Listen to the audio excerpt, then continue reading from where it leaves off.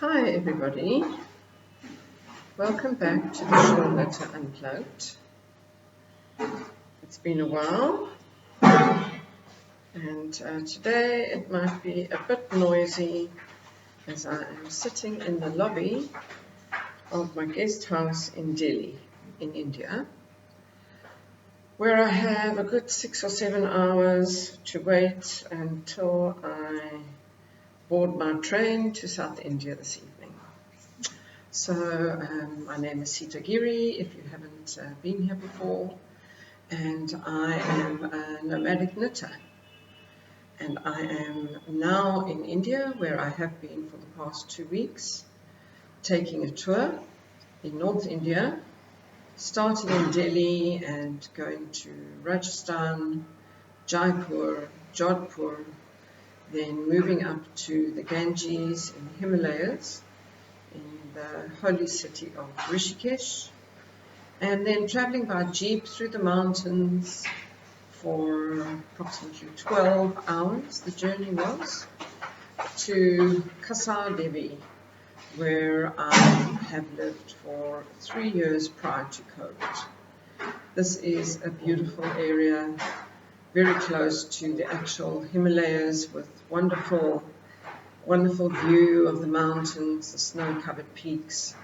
And there we spent our last 5 days going on beautiful hikes through the forests and through the mountains to wonderful villages and small temples, and meeting quite a lot of knitters. That was a great joy. I'm going to take off my glasses because that might just be better for you. I can see it's reflecting. Yes, we went to a weaving project, and I met some wonderful women there, and we saw how they actually spun the threads like spider silk thin, and then wove beautiful textiles, shawls. They also used pashmina and merino and cotton, many different fibers. And that was really lovely to see them at work. And yes, we generally just relaxed as we'd had 2 very busy weeks traveling around.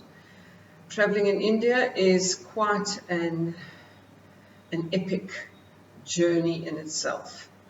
We traveled on many trains, and we traveled on long distance road journeys by jeep and private taxis.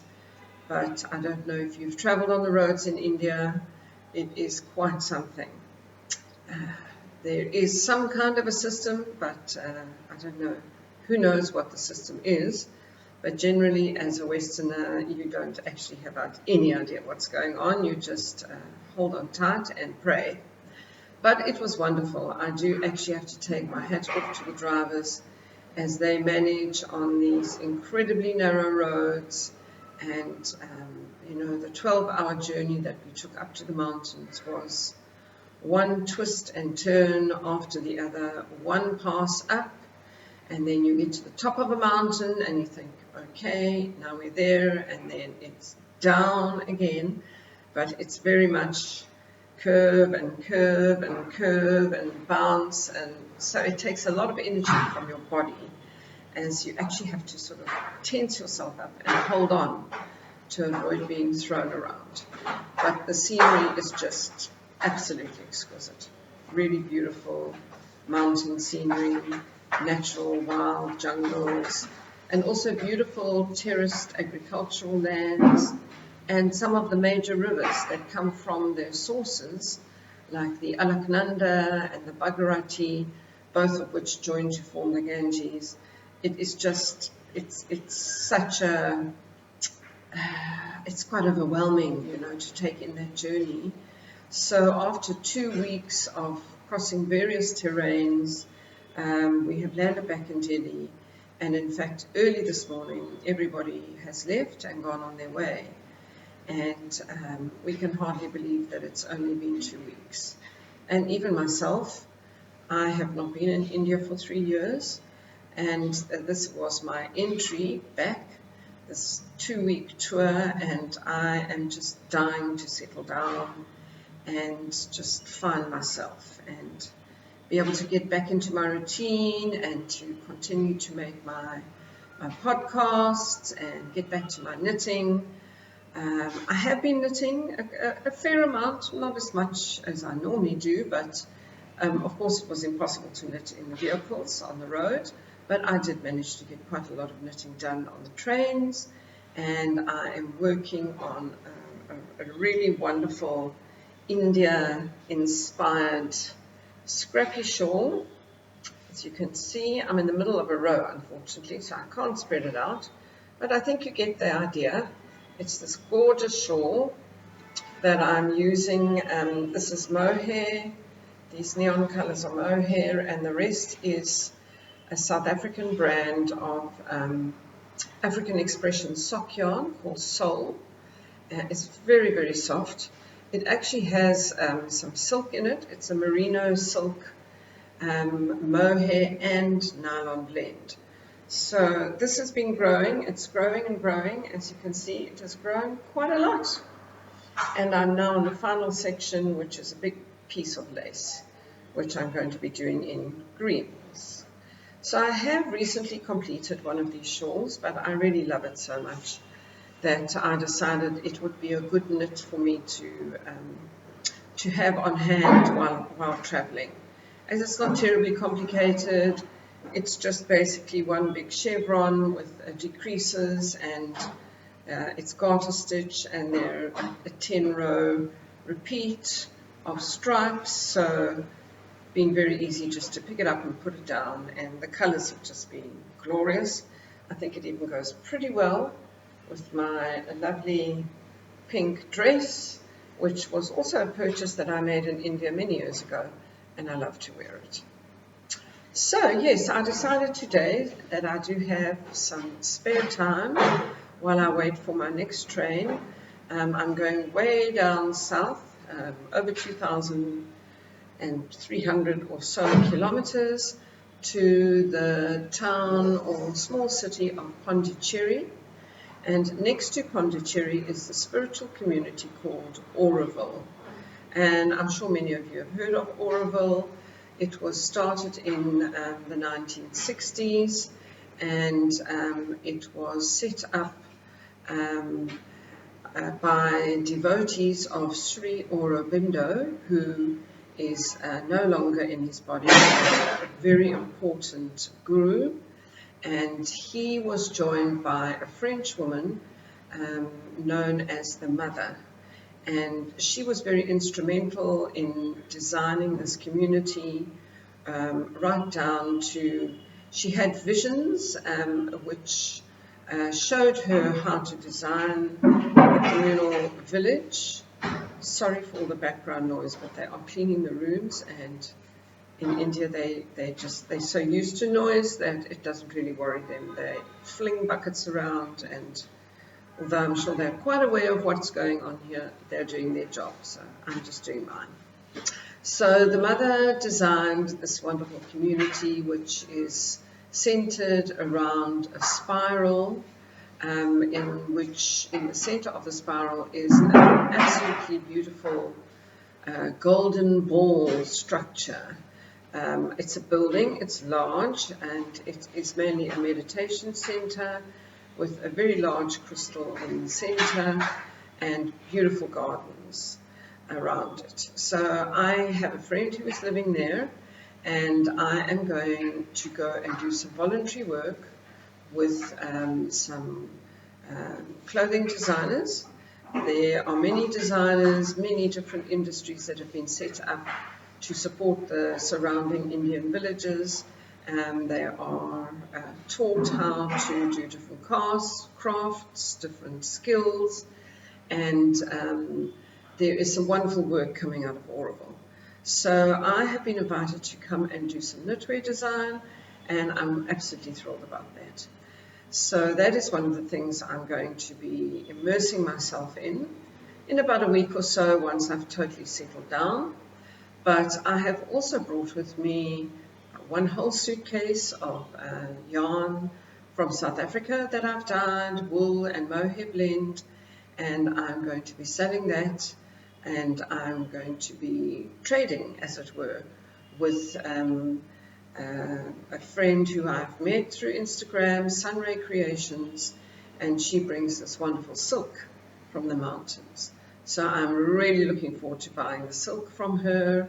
It has been spun into yarn, and I will be using what is called the Eri silk, which is a non, it is not, no harm is done to the silkworms.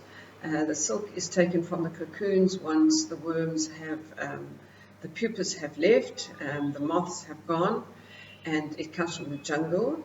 So it's quite a rough silk, in that it's not a shiny kind of silk as one would imagine. It's more like raw silk, as we would know it. So it's got this wonderful texture, but it's pure silk.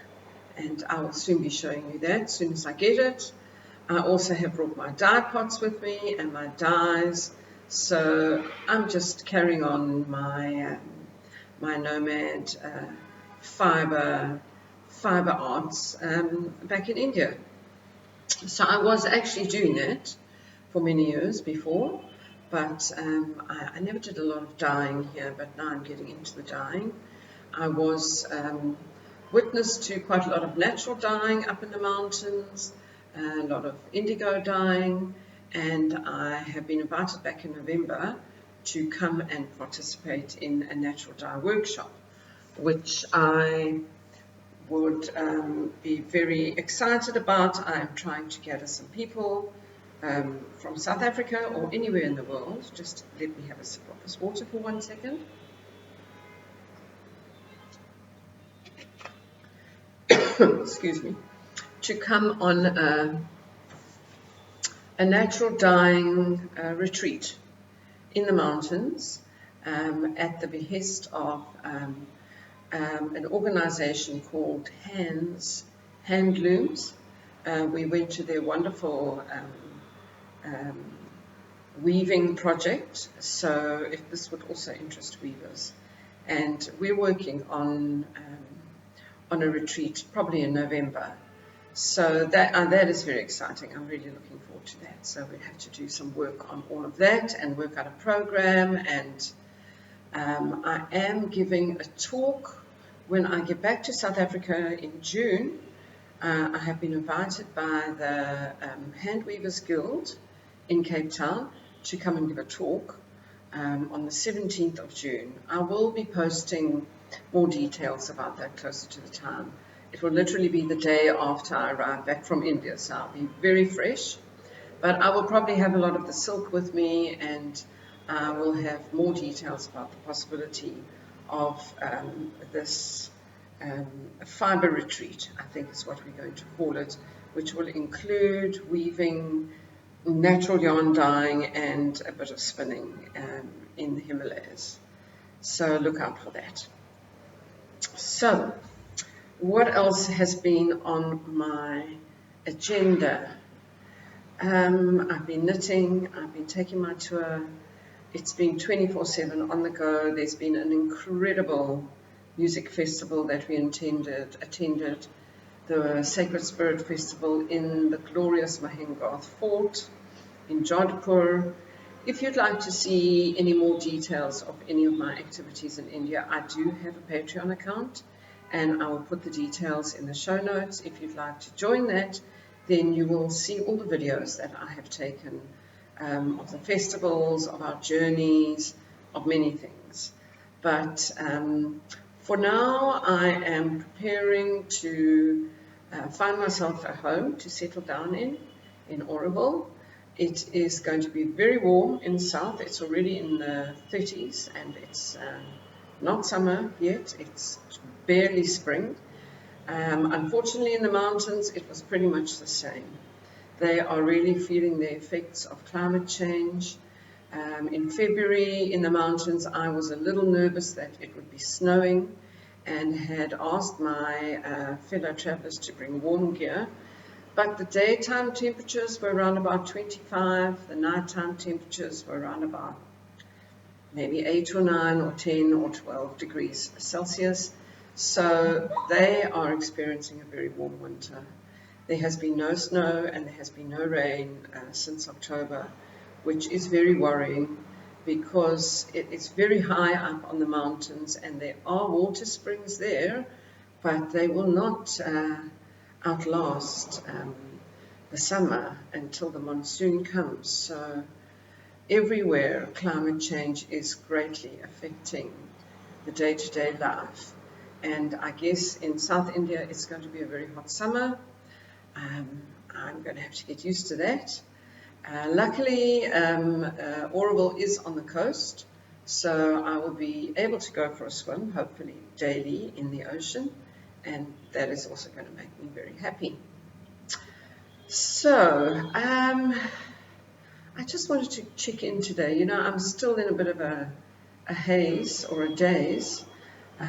Most of my people left in the early hours of the morning, so I did not really get a very good night's sleep, and we traveled all day yesterday. So I just wanted to pop in and, you know, just share my bit of colourful, I'm really falling in love with this, my colourful Scrappy Shawl. This is by 50 Fabulous Knits, by gosh, see, my memory's completely flown away from me. I am going to be actually participating again in the 50 Fabulous knitathon on the 22nd of April. So once again, I will either do a live or I will have a prepared video, and I will join in the 50 Fabulous knitathon. I will by then definitely have the shawl finished. I'll show it to you. I'll be knitting on something else. I'll be sharing more of my journey, possibly showing you some of the silk that I would have knitted up. I am planning, I have a shawl that is waiting for the silk, and that is a shawl by my dear friend and designer Nama of Hasaga Knit. I'm trying to think of what the shawl is called right now, but as you can see today, I have no memory whatsoever. So that you'll see, it'll all be coming up, but I just wanted to say hello, and hopefully I can even add in a bit of my India tours. But you can find me on Instagram. I have a dedicated page on Instagram called Mystic India Tours, and then of course there's my usual tribal bling, and in both places I have been sharing some of my experiences in India. On Tribal Bling, I've been introducing some of the local knitters that I've been meeting just in the markets and just randomly coming across knitters, which has been great fun. So keep tuned. I'll be here hopefully again once a week on a regular basis, and I'll have lots to share with you. So thank you so much for coming back today. I'm sorry I've been gone for a while, but I think I'll have some wonderful stories to keep you coming back.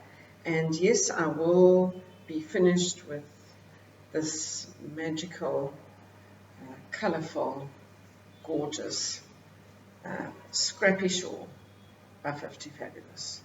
So take care, and thank you so much for joining me. Have a wonderful day.